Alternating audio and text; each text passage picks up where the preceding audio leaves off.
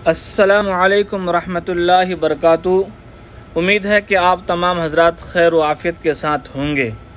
दोस्तों, मैं आपको बता दूं कि सऊदी हुकूमत ने सयाही वीज़ा वालों के लिए 1 अगस्त से 4 शराइत के साथ फ़्लाइट खोलने का ऐलान कर दिया है।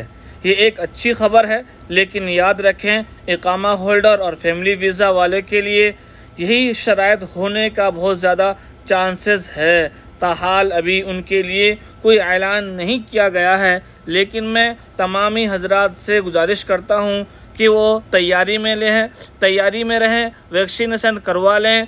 इंशाअल्लाह मुझे पक्का उम्मीद है कि यही ऐलान उन लोगों के लिए भी कर दिया जाएगा जो इकामा होल्डर है या फैमिली वीज़े वाले हैं।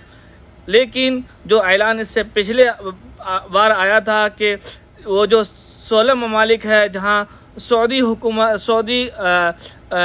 सफ़र नहीं कर सकते हैं, वो उनके लिए हैं, खारिजों के लिए नहीं है।